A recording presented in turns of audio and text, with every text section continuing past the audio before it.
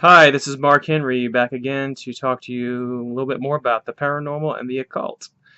So today I want to talk about spiritual visions of the afterlife.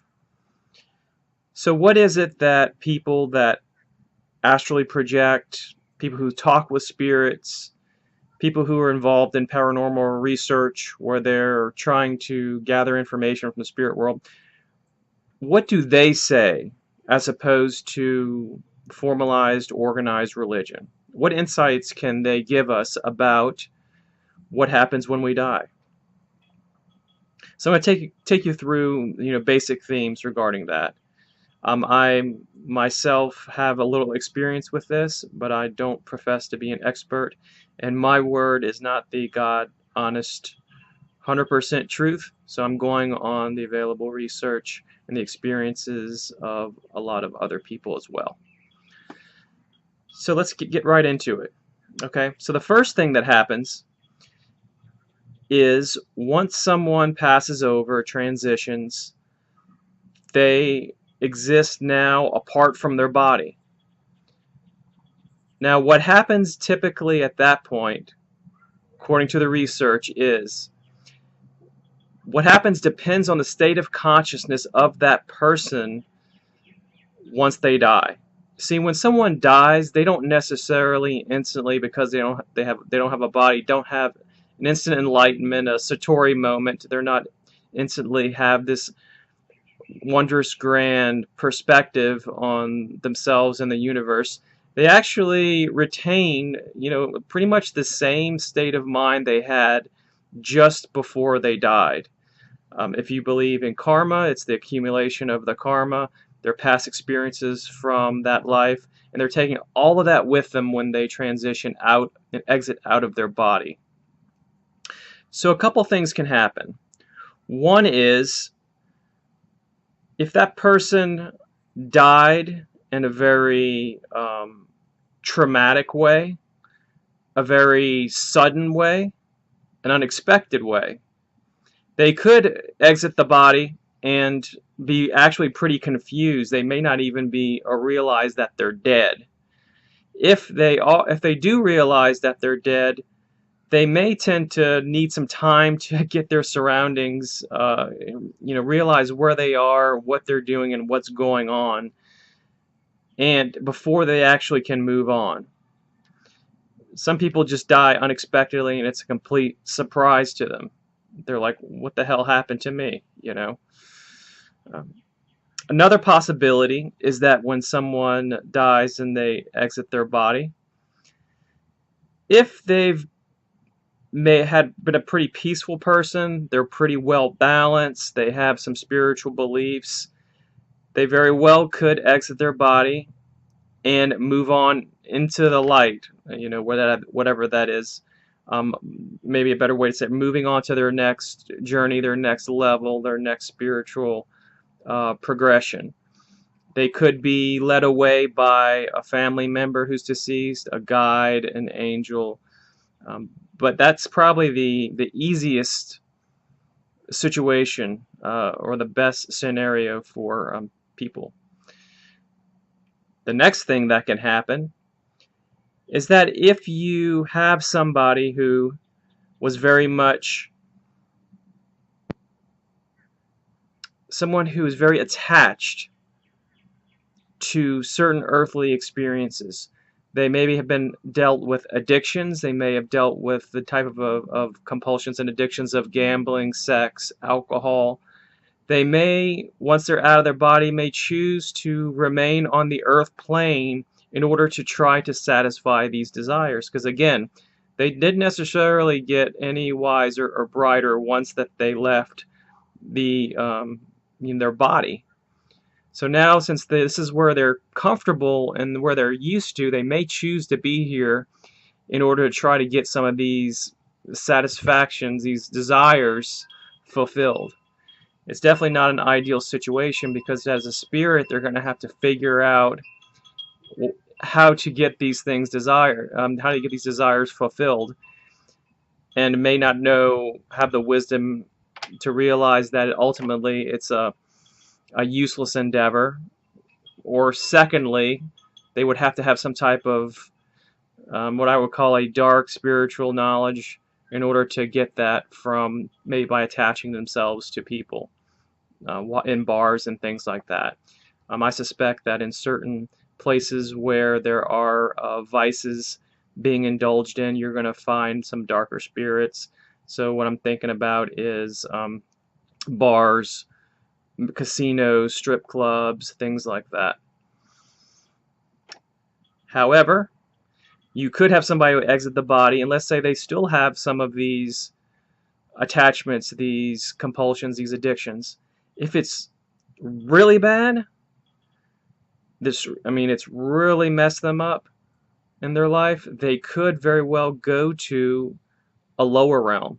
Because yes, you can progress out of the body, you can go to, we said, kind of a higher realms or more advanced realms, but you could go to a lower, less evolved realm in the, I guess, in the grand scheme of, the universe and the different levels.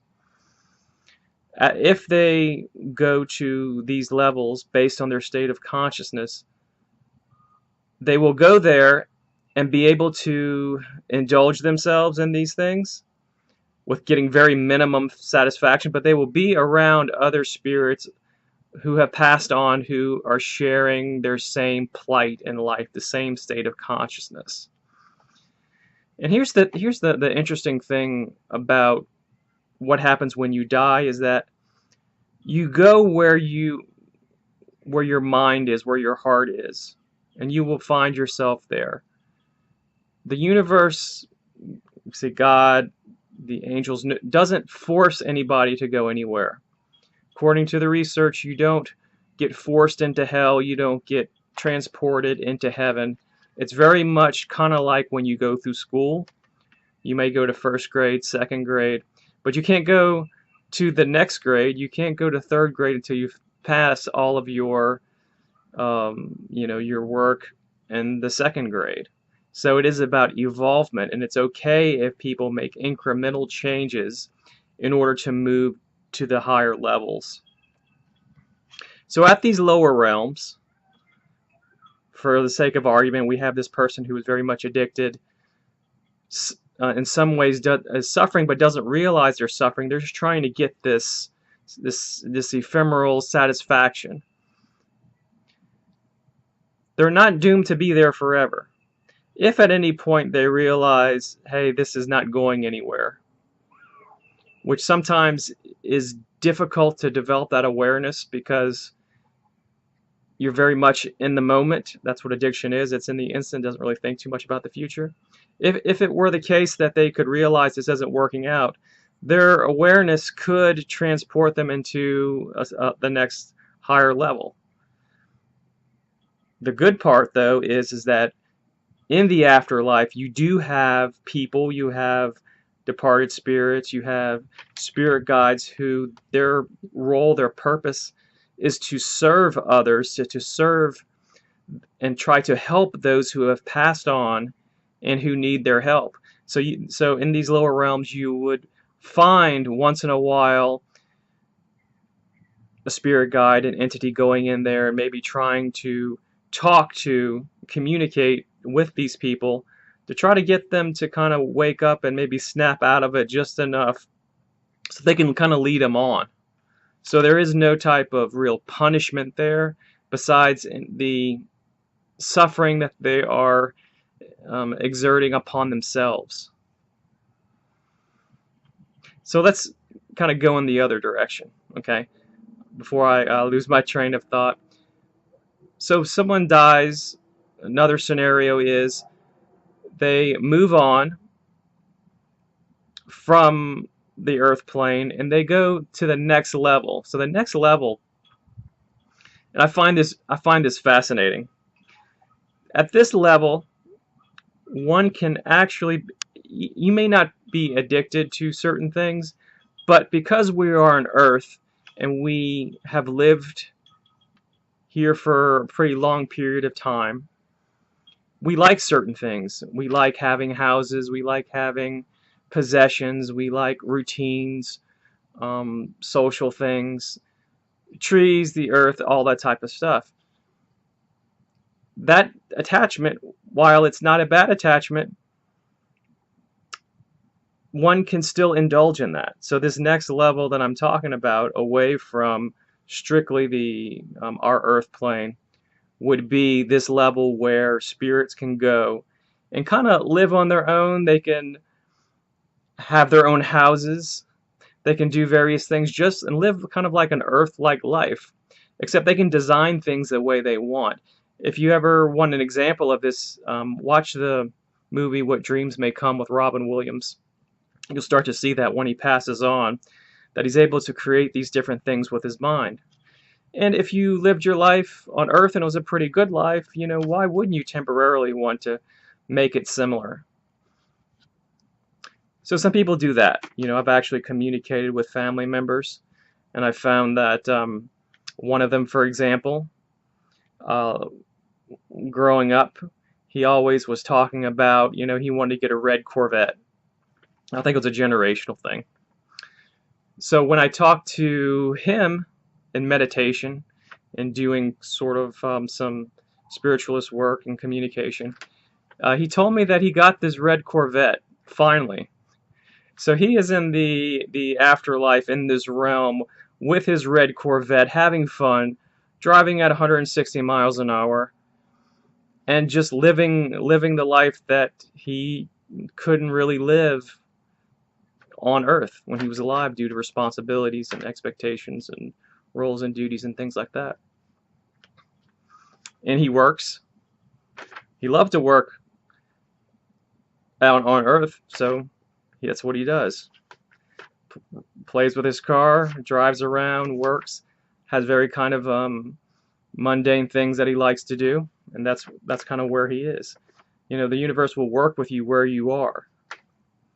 Other people I know who are relatives, they kind of enjoyed peace of mind, so they kind of go around in these forests that are created, and you know, garden and do all these kind of really kind of interesting, cool stuff. So it's not a bad life. Now, at some point, what would probably happen is once the person, I guess, has their fill, their satisfaction, or that longing for something more, or this type of inner drive that something else should happen, then they will more likely be transformed to another level, may even communicate with, be at the point where they can communicate with their guides and masters. And if you look at spiritualist and spiritist literature, there's a common theme of reincarnation. That's probably that's a whole other separate topic, but it's an interesting one to kind of introduce. One is that if you know, they can communicate with these guides and kind of plan out what are their plans. You know, do you want to kind of stay here and perform some type of service, some type of duty? Do you want to try again, go back to the earth plane and learn some new lessons to kind of to evolve yourself? And that gets planned out. So, but like I said, I don't want to talk too much about that. It's probably for another video. And that's basically it. There are multiple higher levels that one can kind of get to. The furthest one is, I think, one that souls can't really reach, which would be more like the Godhead. However, you know, it's a fascinating subject. So anyway, that's basically it. I will talk to y'all later. If you have any questions, comments, let me know. Please subscribe and like. Just wanted to kind of hit the high points of this, and I'll probably talk more about this type of stuff in the future. So thank you very much.